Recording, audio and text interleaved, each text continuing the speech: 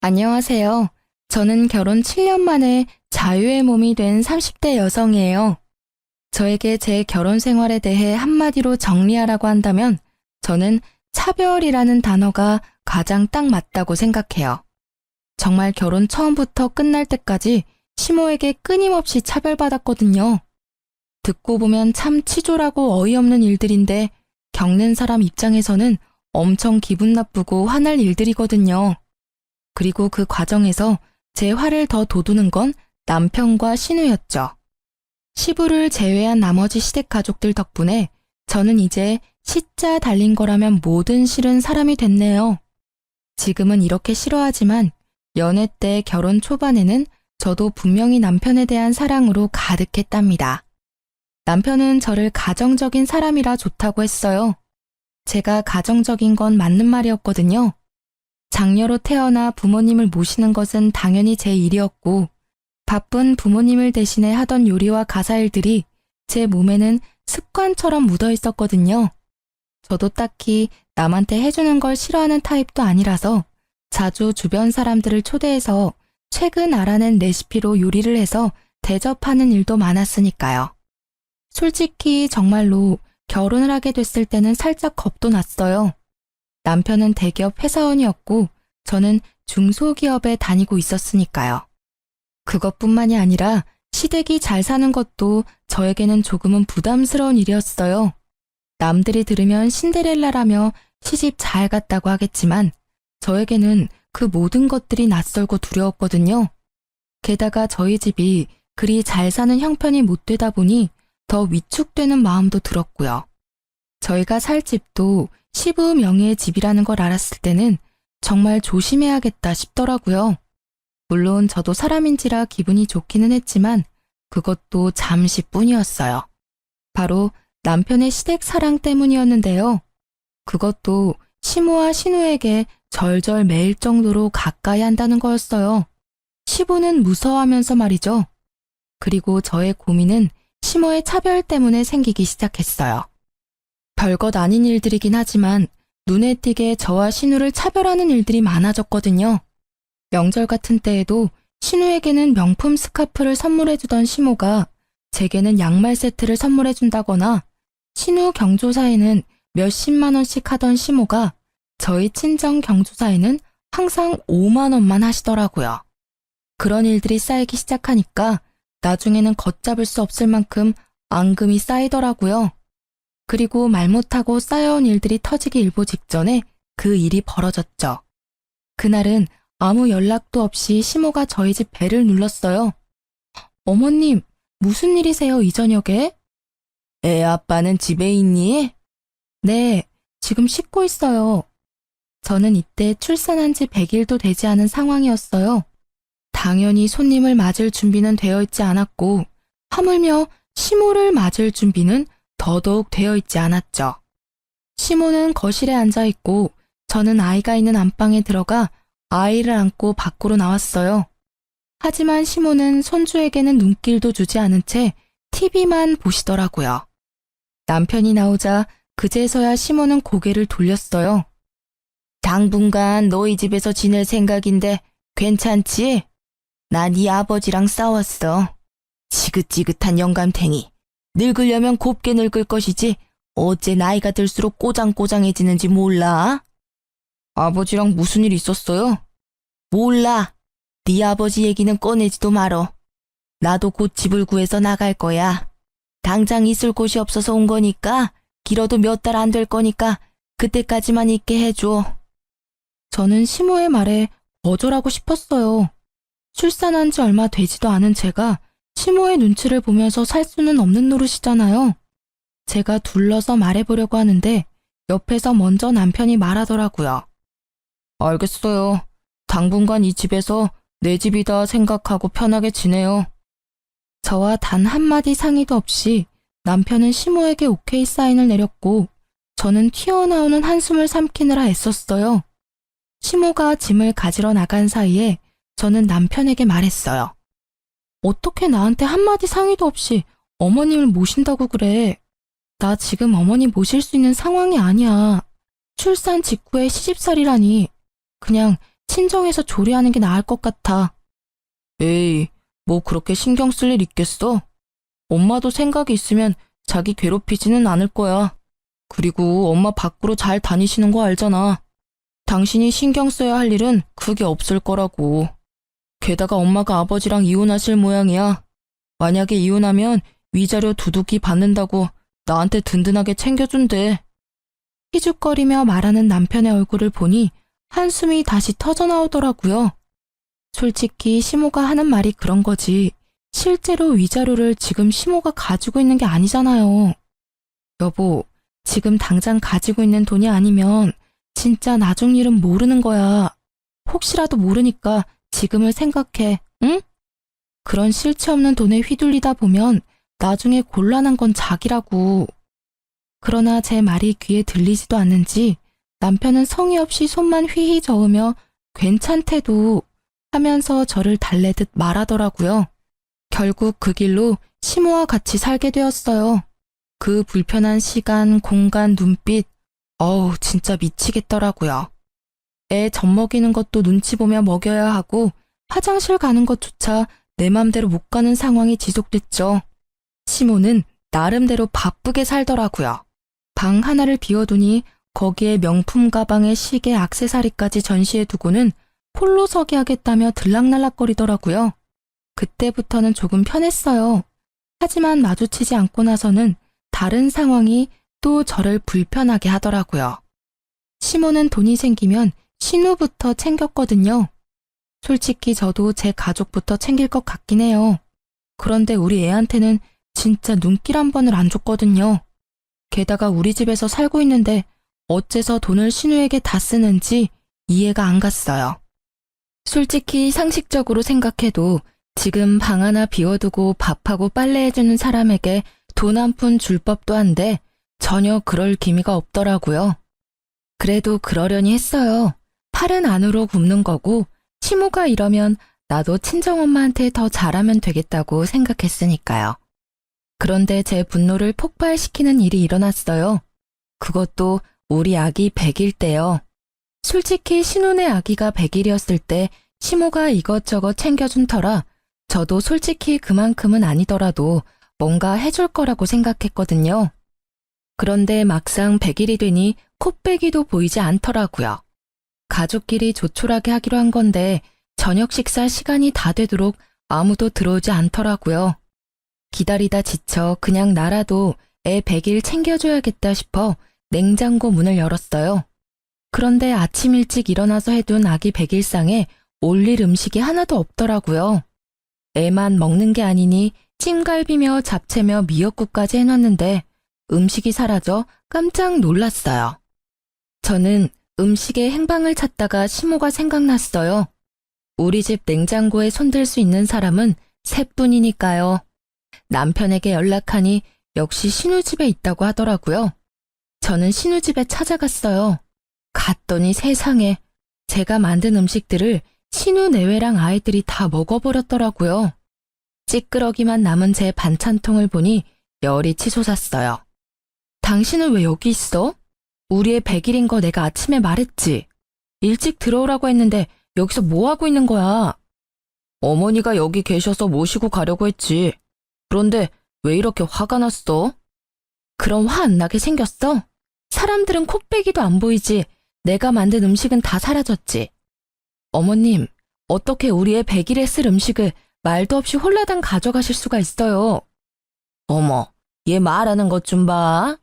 네 애만 중요하니? 나한테는 우리 딸 손녀도 귀해, 응?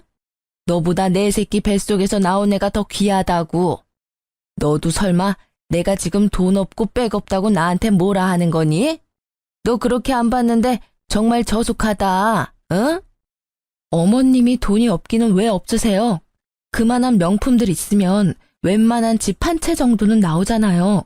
근데 이 상황이 정말 웃기잖아요. 내 새끼 음식 차려놨는데 어머님이 음식을 다 가져갔으니까 제가 화내는 건데 왜 이야기가 거기로 튀어요? 제 딸 음식을 대체 왜 가져가셨냐고요? 어머, 반찬 좀 가져갔다고 시어머니를 잡네 잡아. 꼴랑 몇 개 가져온 거 가지고 이 난리를 쳐? 그 반찬 몇 개를 만든 건 저잖아요. 게다가 신우한테 그렇게 퍼다 주시는 거 이해하거든요? 그런데 인간적으로 제가 만든 것까지 여기 가져오시는 건 좀 아니죠. 제가 어머님 밥 차리고 빨래하고 청소까지 다 해드리는데 이런 식으로 신우하고 차별하시는 건 너무하지 않아요? 게다가 손주들까지 차별하시잖아요. 차별이라니? 나는 없이 사는 너희 올케가 눈에 밟혀서 이러는 거야. 그리고 차별을 한들 네가 뭔데 나한테 그런 소리를 해? 네가 우리 집 사람이니?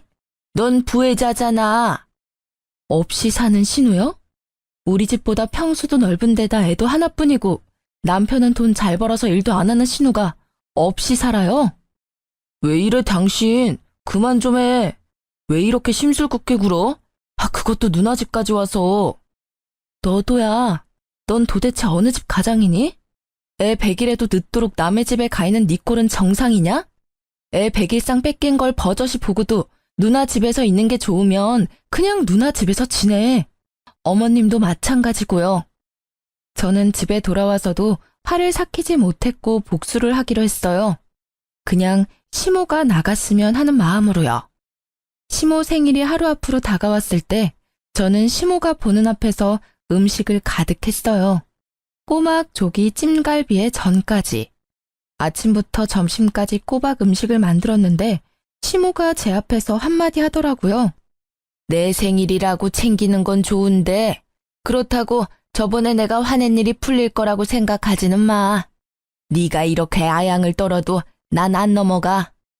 그 말에 저는 속으로 웃었어요. 그리고 시모가 방으로 들어가자 그 음식들과 반찬까지 탈탈 털어 친정으로 가지고 갔죠.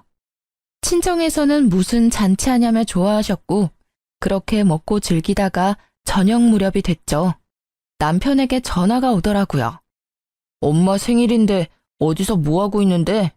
그리고 아침에 하던 음식들은 다 어디 갔어? 밥이라도 먹으려니 반찬이 하나도 없잖아. 아침에 하던 음식? 그건 죄주인 찾아갔지. 친정에 갖다 주려던 거였어. 집에 반찬 없으면 시켜 먹어.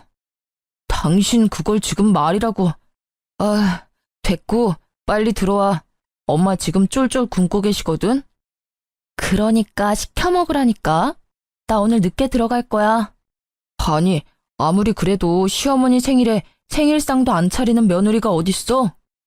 내 새끼 생일 음식 가져간 사람이 누군지 잊었어? 다들 자기 가족만 챙기는데 나도 내 가족 좀 챙길게. 뭐가 나빠?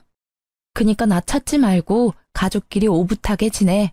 나도 가족끼리 오붓하게 지낼게. 저의 빈정거림에 남편이 먼저 전화를 끊었더라고요. 그러면 누가 무서워할 줄 알았나 봐요. 저는 실컷 놀고 저녁 늦게 집에 들어갔어요. 시모가 깨어있더라고요. 저를 보더니 역시나 한 소리 하셨죠. 시모 생일도 안 챙기는 며느리가 여길 왜 들어와? 어이구, 내가 복이 없는 년이지.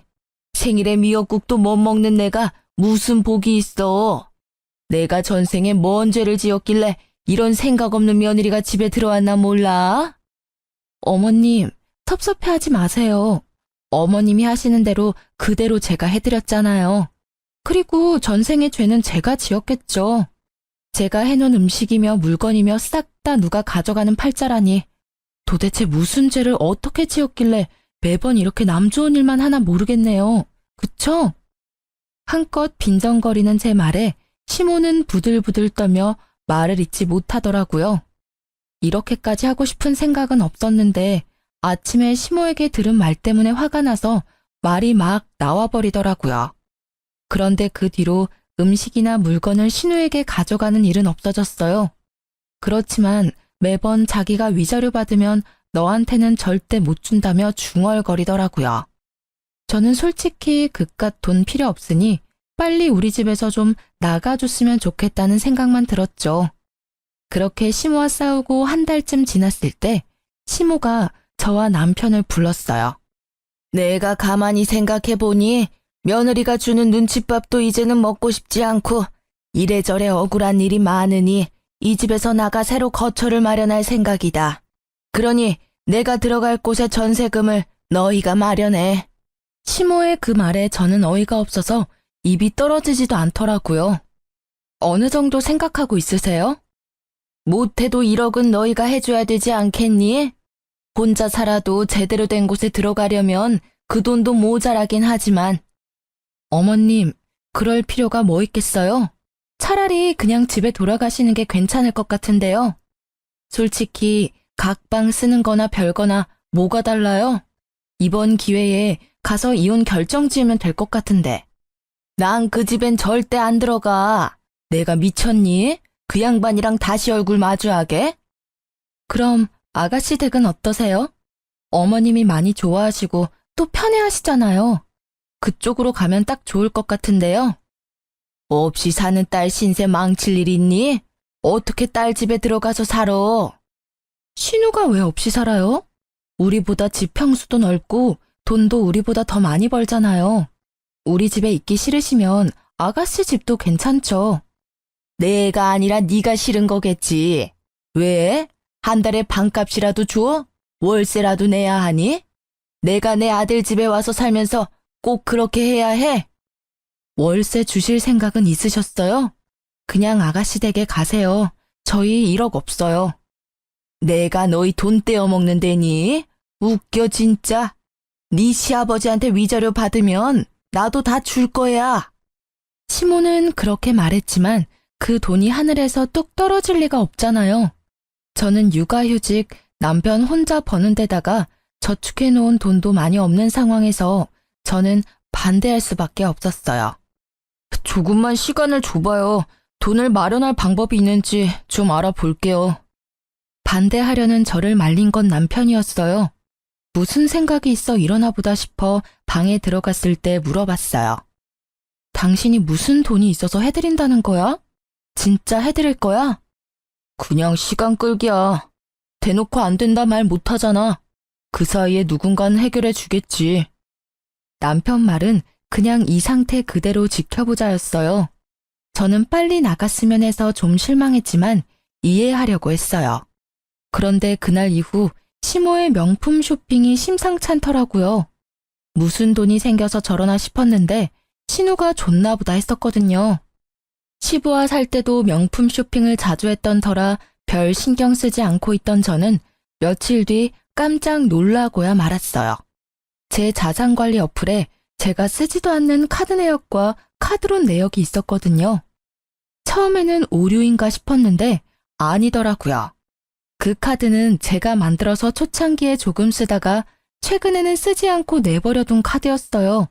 더 좋은 혜택의 카드가 나와서 그걸 그냥 둔 것인데 그게 왜 사용됐는지 알 길이 없었어요. 저는 부랴부랴 카드부터 찾았어요. 그런데 본래 있어야 할 자리에 카드가 없더라고요. 혹시나 싶어 저는 카드사에 들어가 쓴 내역을 훑어봤어요. 그리고 그 카드가 시모 손에 있다는 걸 알게 됐어요. 시모가 산 가방이 카드 내역에 떡하니 찍혔더라고요. 저는 뒤통수를 한 대 맞은 기분이었어요. 이 얼얼한 배신감. 이 카드를 시모가 뒤져서 가져갔을 리는 없고 분명히 남편이 찾아서 줬겠죠. 기다려보라더니 이 꼴을 보게 하려고 기다리라고 했나 싶었어요. 카드는 한도 끝까지 사용한 상태고 카드론도 1,000만 원 가까이 받았더라고요. 저는 열이 받아서 시모를 찾아 신우집까지 갔어요. 들어가는데 남편 신발이 거기 있더라고요. 이놈은 또 여기 왜 와 있는지. 그치만 잘 됐다는 생각이 들었어요. 한 번에 싸잡아 추궁할 수 있으니까요. 저는 시모에게 가서 말했어요. 어머님, 제 카드 돌려주세요. 무슨 카드? 난 몰라. 네 카드를 왜 내가 가지고 있어? 그래요? 알겠어요. 저는 시모의 말에 당장 폰을 들어 어디론가 전화를 걸었어요. 네, 안녕하세요. 카드 정지하려고 하는데요. 네, 모르는 사람이 카드를 쓰고 있어요. 도둑 맞았나 봐요. 제가 내용을 다 말하기도 전에 시모가 제 전화를 획 뺐더라고요. 왜 네 맘대로 카드를 정지해? 어머님은 모르신다면서요. 그리고 제 카드 제가 왜 정지를 못 시켜요? 어머님이 가져가신 게 맞잖아요. 이번에 나온 카드비 어떻게 정산하실 거예요? 제 말에 시모는 남편을 쳐다보더라고요. 저는 옳다구나 싶었어요. 넌 왜 내 카드 훔쳐서 어머님한테 드렸어? 도둑이니? 그리고 주고 싶으면 네 카드 주지 왜 남의 카드를 주고 난리야? 아, 좀 그만해. 그깟 카드 얼마 썼다고 여기까지 와서 이 난리야? 그 금액이 얼마가 됐던 가족끼리 이러면 안 되지. 최소한 예의라는 건 있어야 할 거 아니야? 말 한 번 잘했다. 네가 말한 그 예의에 남의 카드 훔쳐가는 건 잘못 아니야? 이 집구석에서 내가 차별받은 게 한두 번이 아니었는데 이건 상황이 다르잖아. 그 카드값 못 갚으면 내가 어떻게 되는지는 알아? 신용도 팍팍 떨어져서 신용불량자 되면 네가 책임질 거야? 내주면 되잖아. 얼만데? 1,400이다 이놈아. 카드값이 400에 카드론이 1,000이야. 제 말에 남편이 깜짝 놀라 시모를 쳐다보더라고요. 위자료 나오면 다 갚아줄게. 그동안만 좀 어떻게 해줘, 응? 위자료 받으면 그 정도는 푼돈이야. 지금 그 푼돈이 없잖아요. 그 위자료는 대체 언제 받으시는 건데요? 아니, 아버님이랑 이혼하실 마음은 있으세요? 실체도 없는 돈을 믿고 이렇게 큰 돈을 쓰시면 그걸 갚아야 하는 사람은 어떻게 되는데요? 지금 당장 메워야 하는데. 옳게, 너무한 거 아니야? 엄마가 어련히 알아서 쓸 때 썼겠지. 쓸 데 없는데 돈 쓰고 막 그럴 리 없잖아. 시어머니한테 그 정도도 못 해주는 거야? 거드는 시누의 말에 저는 열이 한 단계 더 올랐어요. 그런데 머리는 더 차분해지더라고요. 그럼 아가씨가 카드값 내시면 되겠네요. 어머님이 사용하시는 돈의 절반이 아가씨 댁에 돈 쓰는 거잖아요. 그러니까 아가씨한테 받을게요. 그럼 될까요? 아니, 왜 그걸 나한테 받아? 올케 진짜 상식 없는 사람이네. 이 보세요. 그거 난 한 푼도 쓴 적 없거든? 그러니까요. 그렇게 어머님 편 들고 싶으시면 아가씨 돈으로 카드값을 갚고 하시라는 말이에요. 솔직히 어머님 위하신다면 그 정도 가능하잖아요. 이거 봐요. 아무도 이 카드비 안 내준다고 하잖아요. 몰래 카드 가져가 놓고 카드비는 저한테 다 맡길 생각이었던 거잖아요. 그 말에 아무도 대답을 못 하더라고요. 저는 진짜 화가 너무 났어요. 카드를 준 남편도, 카드를 쓴 시모도, 카드로 혜택을 본 신우도. 저는 좋은 생각이 났어요. 이때쯤에는 2판 4판이고 이혼을 생각하고 있었기에 그냥 막 나가기로 했거든요. 어차피 긁은 사람은 어머님이시니까 어머님이 카드값 갚도록 할게요. 그 말에 시모가 멀뚱멀뚱 쳐다만 보더라고요.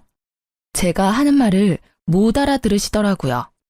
아니, 자기는 낼 생각이 없는데 지가 저런들 무슨 상관이야? 이런 표정이었죠. 저는 그런 시모의 표정을 뒤로하고 남편에게 말했어요. 곧 이혼 서류 갈 거니까 알아서 해. 남편이 뒤에서 소리쳤지만 저는 무시하고 집으로 돌아왔어요. 집에 돌아와서 제가 한 첫 번째 일은 시모 방에 있는 명품 액세서리와 시계, 가방을 싸그리 담는 거였어요. 그리고 그걸 다 전당포로 가져갔어요. 요새 젊은 사람들이 고가의 전자기기나 명품 가방을 맡기고 돈을 빌린다고 하더라고요. 저도 그렇게 전당포에서 돈을 빌렸어요. 그것들을 다 맡기니 카드값보다 좀 더 나오더라고요. 명품 가방 같은 건 원래 그렇게 크게 쳐주지는 않는데요.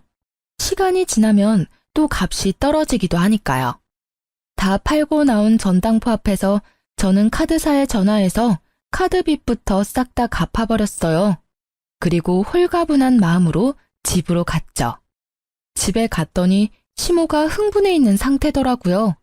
이제껏 이런 모습은 본 적이 없을 정도로요. 그 모습을 만든 게 저라는 사실에 참을 수 없이 통쾌해서 웃음이 났지만 꾹 참았어요. 너 미쳤니? 미치지 않고서야 어떻게 남의 물건을 가져다가 함부로 팔 수가 있어? 내 물건 다 어디 갔어? 어디 갔냐고? 걱정 마세요. 그 물건들 다 전당포에 맡겼어요. 그리고 받은 돈으로 카드값 다 갚았고요. 1,400만 원 들고 가시면 그대로 찾을 수 있을 거예요. 다행이죠? 최소한 다시 되돌려 받을 수는 있으실 테니까요. 뭐? 이 피도 눈물도 없는 년, 어떻게 그걸 다 가져가서 맡길 수가 있어? 내 물건을 마음대로 가져갈 권리가 너한테 있어? 그럼 제 카드 마음껏 쓸 수 있는 권리는 어디 있었는데요?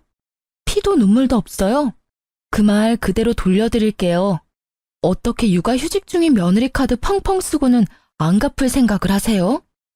저와 시모가 싸우는 걸 보자 남편은 제 손목을 붙잡더니 이야기 좀 하자고 돌려세우더라고요.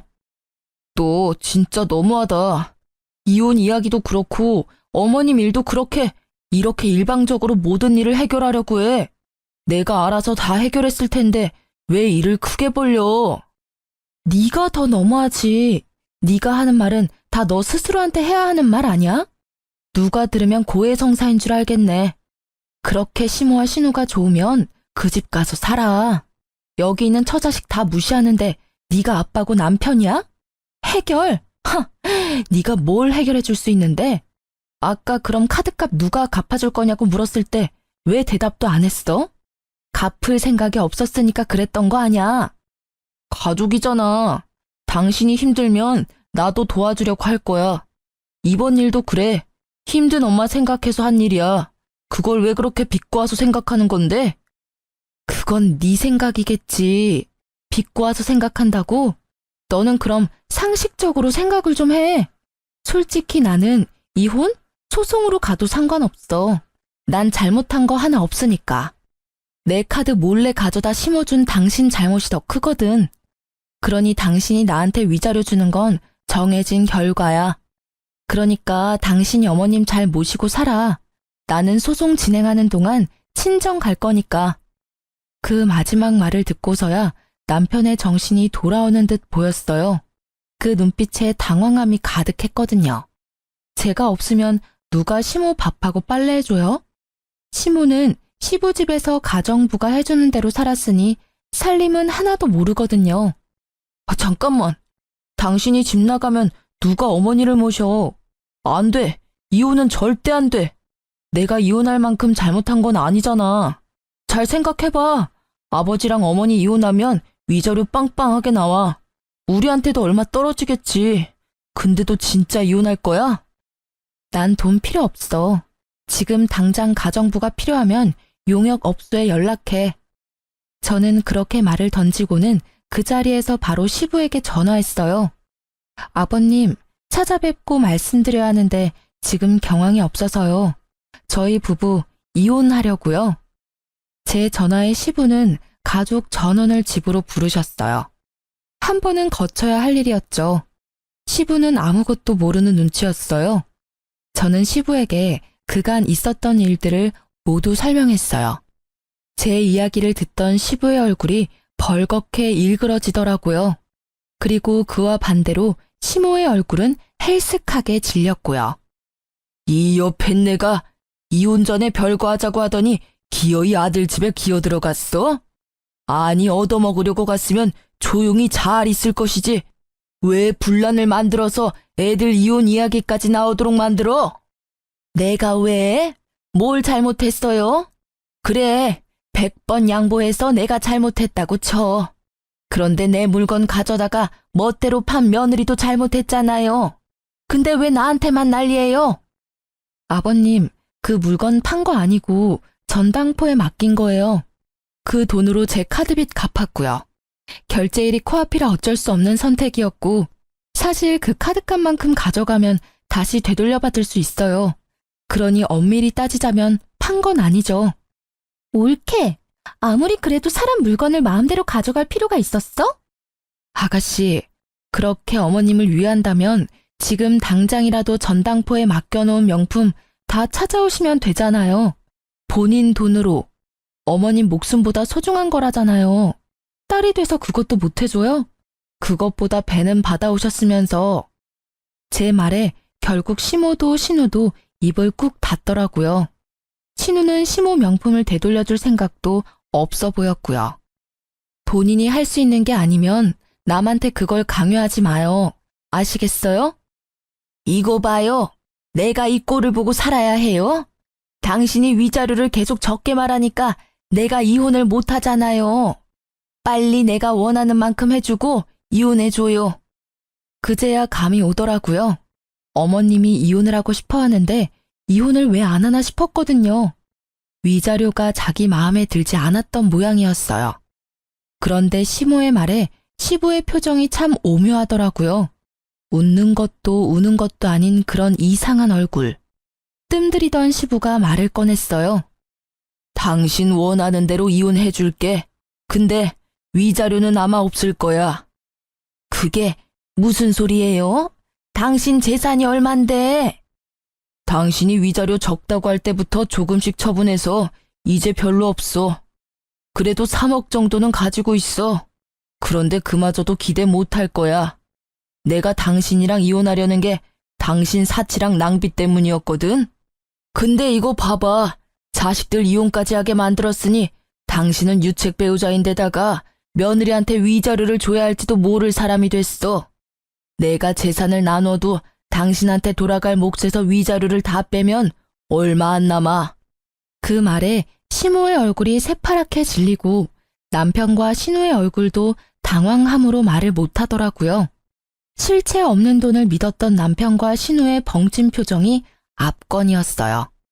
저는 두 사람의 얼굴을 보며 속으로 한참 웃었어요. 당신 거짓말이죠? 설마 그 돈, 땅 다 팔았어요? 아니지. 팔면 돈이라도 남을 텐데 그거 다 어쨌어요? 어쨌긴 기부했어. 아깝기는 했는데 당신한테 뺏기는 것보다는 기분이 훨씬 낫더라고. 적어도 밑 빠진 독에 물 붓는 느낌은 아니었으니까. 그게 말이 돼요? 진짜 내 돈, 내 위자료 어디 갔냐고요? 당신 나 속일 생각하지 말아요. 뭐? 나한테 돈 맡겨놨어? 왜 맨날 내 얼굴만 보면 돈 타령이야? 내가 번 돈 집에서 펑펑 쓰기만 하고 한 푼 모아놓은 것도 없는 주제에 어디서 돈돈거려? 나도 위자료는 받아야죠. 어떻게 이렇게 사람 뒤통수를 칠 수가 있어? 싸우는 시부모를 보며 저는 제가 있을 곳이 아니라는 생각에 집에 가려고 현관으로 나왔어요. 그런데 그때 남편과 신우가 제 뒤를 쫓아와 구두를 신으려고 하더라고요. 딱 보니 시모 버리고 도망가려는 꼴이더라고요. 그렇게 가족사랑 어쩌고 하더니 어머님 돈 못 받을 것 같으니까 도망치는 거야? 진짜 뻔뻔들하다. 마지막 정도 뚝 떼줘서 너무 고마워. 당신 하는 거 보니 나 늙어서 쓸모없어지면 어떻게 행동할지 딱 보여. 이혼하는데 망설임까지 가져가줘서 고마워. 빈정거리는 제 말에 남편은 얼굴만 벌겋게 된 채 말도 못했고 신우는 모르는 척 하더라고요. 나중에 들으니 시모는 결국 빈털터리로 내쫓기게 됐고 전 남편은 집을 시부에게 반납하고 시부 집에 들어가 살게 됐다고 하더라고요. 이후 저는 합의로 이혼을 잘 마무리하게 됐어요.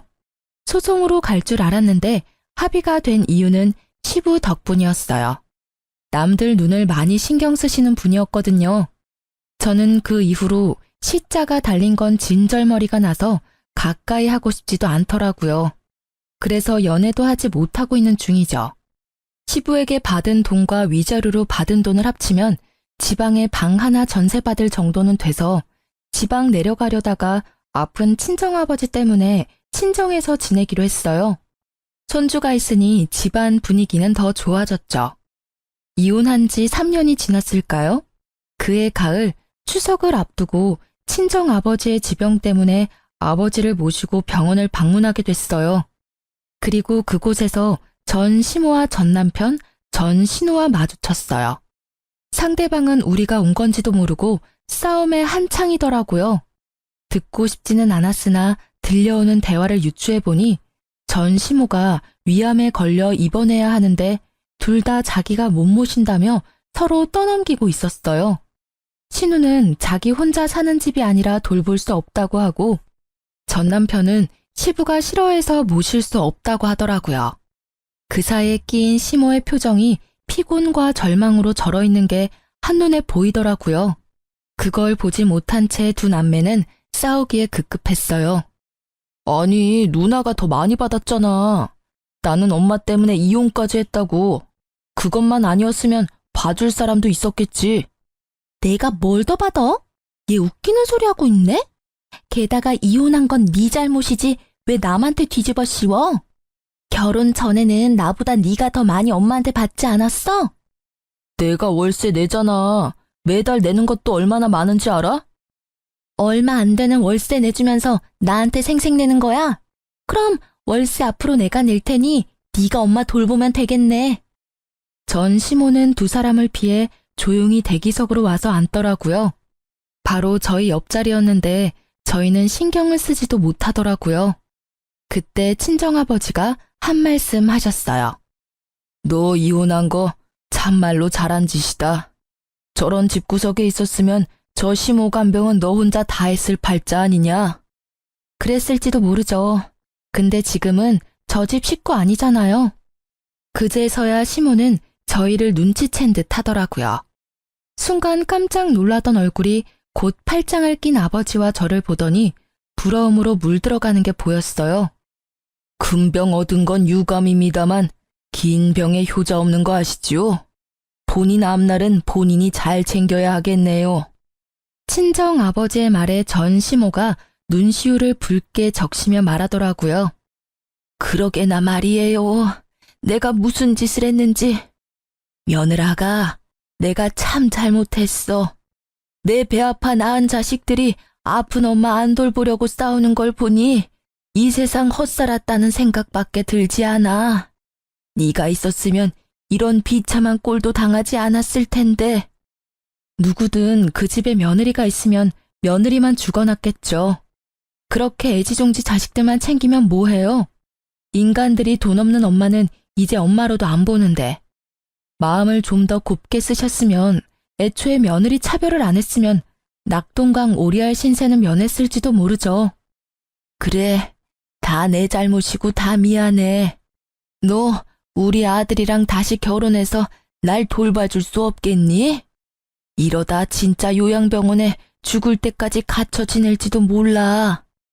시모의 말에 먼저 반응한 건 친정 아버지였어요. 끔찍한 소리 그만하세요. 이게 무슨 경우 없는 소리입니까? 예? 남의 귀한 딸 데려가서 흠집 내놓고 만신창이 만든 거 사과는 못할 망정 이제와 제 몸 아프다고 우리 딸한테 수발 들라고 하는 게 말이 되냐고요. 세상에 어이가 없어서. 그쪽 집안에서는 우리 딸이 눈에 못 미쳐도 우리 집에서는 곱게 자란 귀한 딸이라고요. 사람이 염치라는 게 있으면 말이야 저런 소리를 하지 말아야지. 아프다는 걸 핑계로 어떻게 내 귀한 딸한테 말도 안 되는 요구를 할 수 있어요? 인간이 덜 됐지. 지금 시대가 어느 때인데 며느리한테 병수발을 시켜? 아니, 그걸 이유로 재혼을 하라니 말이 되는 소리를 해야 말이지. 친정 아버지의 분노가 하늘을 찌르더군요. 제가 처음에 이혼했다고 했을 때는 죽어도 그 집 귀신이 되어야 한다며 저에게 한 소리 하시던 아버지였지만 아버지도 시모의 말에 버럭하시고 말았던 거예요.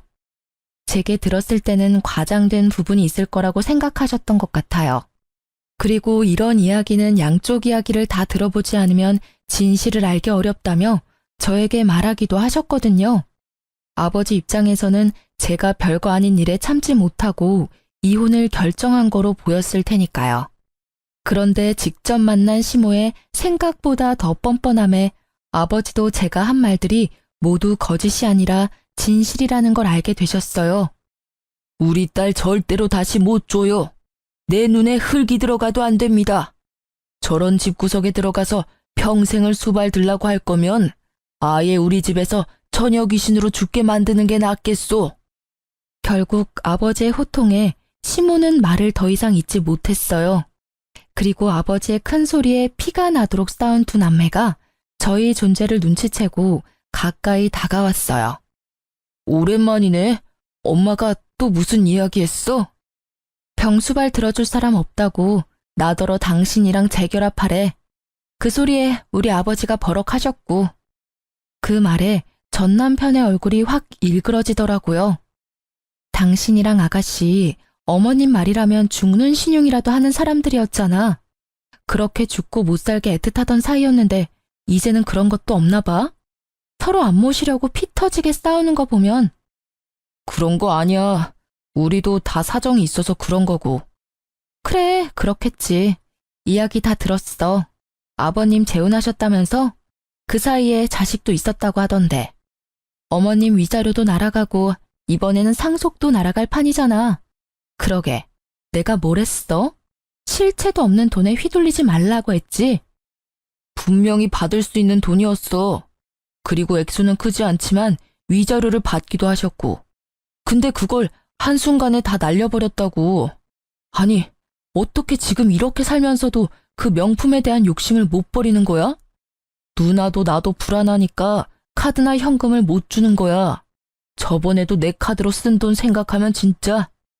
들어보니 시모가 저한테 한 것처럼 전 남편에게도 그대로 했던 것 같더라고요.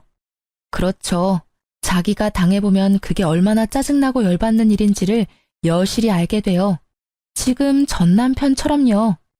당해보니까 잘 알겠지? 내가 그 당시에 어떤 마음이었는지. 지금에 와서 꺼낼 이야기는 아니지만 말이야. 지금이라도 그 열받는 기분을 당신이 알게 돼서 참 기쁘다. 나만 알고 있기엔 너무 화나는 일이었거든. 제 말에 전 남편은 그저 찡그린 얼굴로 답을 하지 않더라고요. 입이 있으면 뭐해요? 할 수 있는 말이 없잖아요. 구구절절 제가 하는 말이 다 맞았으니까요. 게다가 시부는 그 내연녀와 자식에게로 재산을 모두 옮겨놨다고 하더라고요. 전 남편과 신우는 시모를 데리고 다시 나가더라고요. 그래도 남매가 같이 시모를 모시고 온 걸 보면 시모도 그렇게 자식 농사를 망치진 않았다고 생각했어요. 그런데 몇 달 후에 들린 소식을 들으니 제 생각이 잘못됐다는 걸 알게 됐어요. 두 사람은 참 끝까지 자기들 생각만 했고 시모는 자식을 잘못 키운 벌을 받았더라고요. 그렇게 애지중지 며느리랑 차별해가며 잘해준 자식 둘에게 버림받고 외면당한 시모가 요양병원에 들어갔다고 하더라고요. 전문병원에서 치료받아야 하는데 연세가 많다는 핑계를 대며 적극적인 치료를 피한다는 이야기를 들으니 딱하기도 하고 자기 묘자리 자기가 팠다는 생각도 들더라고요. 그 이후로 그 사람들의 소식을 들은 적은 없어요. 솔직히 더 이상 관여하고 싶은 생각도 없고요. 지금 저는 그 어느 때보다도 충만하게 하루를 보내고 있거든요. 처음에 이런 이유로 이혼을 했을 때는 내 인생에 내가 잘못된 줄을 그어버린 게 아닌가 하는 그런 생각도 들었었거든요. 내가 잘못된 선택을 한 건 아닐까, 좀 더 참았더라면 더 나은 미래가 그 어디쯤 있었을까 하는 생각이요. 그런데 만약 제가 이혼을 하지 않았다면 저라는 사람은 망가졌을지도 모른다는 생각을 해요. 그리고 이혼이라는 게 나쁜 것만은 아니라는 생각도 들고요. 연애는 둘이서 하는 거지만 결혼은 온 집안이 하는 거잖아요. 그만큼 맞춰야 하는 사람도 많을 수밖에 없고요. 제가 무조건 양보하면 저는 실속 없이 모든 걸 뺏길 수밖에 없고 제가 무조건 가지려 하면 다른 사람으로부터 배척당할 수밖에 없잖아요. 그 밸런스를 맞추는 일이 그리 쉬운 일은 아니니까요.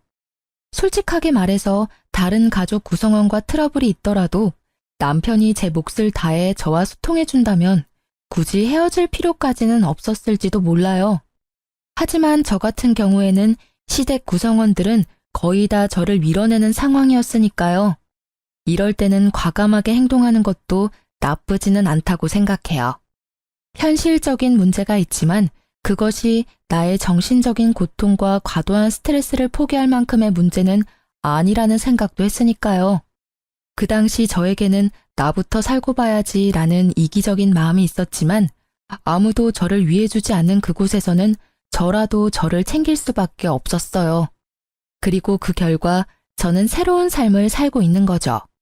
예전만큼 풍족하진 않아도 제가 하고 싶은 걸 하고 제가 하기 싫은 건 하지 않는 생활만으로도 마음이 편하고 만족스러워요. 이렇게 제 이혼 과정에 대한 이야기를 하고 있으면 지금은 지인들과 농담도 하고요. 한동안은 이혼, 돌싱 이야기만 들어도 스트레스였는데 말이죠. 지금은 이렇게 사연글을 보낼 정도의 소재거리 정도가 된 거죠. 제 글을 읽고 함께 즐겨주신다면 저도 기쁘답니다. 이렇게 긴 글을 쓰는데 어색한 점도 있었지만 함께 나누고자 하는 마음으로 써보았어요. 읽어주신 분들 모두 감사의 마음을 전합니다.